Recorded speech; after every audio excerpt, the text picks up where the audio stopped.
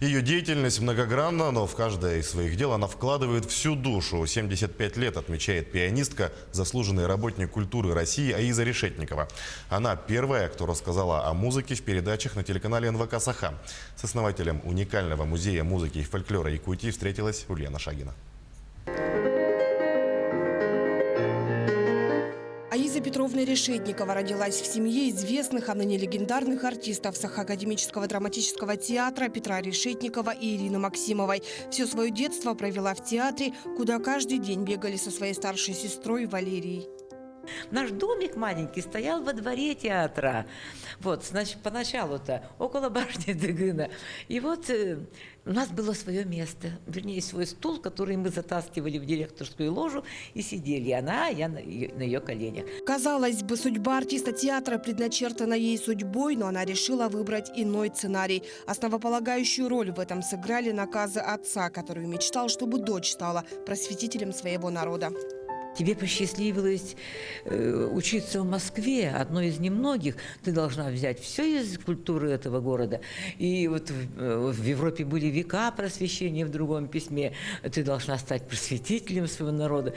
Никто не знал, что через год после этих писем отца Аизы уже не станет. С высоты прожитых лет она сегодня с гордостью может сказать о том, что выполнила желание отца, просвещая народ через музыку и фольклор. Богатыри Абага из Нижнего мира, они пели, вот имитируя шаманское пение. Вот когда духи, помощники собираются и входят, и шаман поет от их имени. Вот это клыга нет, там всякие гнусавые звуки, все эти тремоло, все совсем по-другому. Это стиль Б. Я назвала имитация стиля кутуру Б.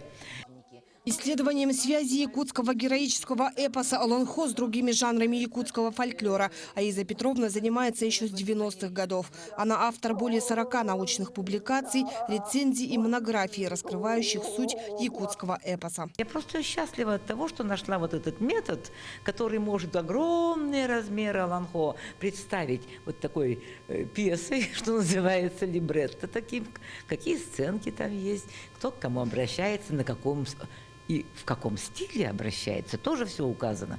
Ее умение экспонировать памятники устной нематериальной культуры известно далеко за пределами страны. Сегодня их можно увидеть в созданном Аизой Петровной еще в 90-х годах уникальном музее музыки и фольклора. Устные памятники, что на пальцах показывать эпос, что и рассказывать, или рассказывать его с утра до вечера. Нет.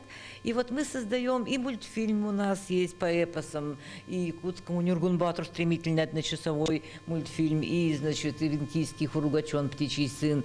Фонд музея насчитывает уже более 50 научно-популярных фильмов с игровыми фрагментами, рассказывающие как об эпосе, так и о музыкальной культуре народов Саха. Они понятны не только узкому кругу специалистов, но и каждому ребенку. В этом и заключается миссия музея, миссия Аизы Решетниковой – рассказать на простом языке о музыке и о традициях. Благодаря ей сегодня музыкальная культура Якутии стала частью судьбы многих людей. Ульяна Шагина, Григорий Николаев, Якутск.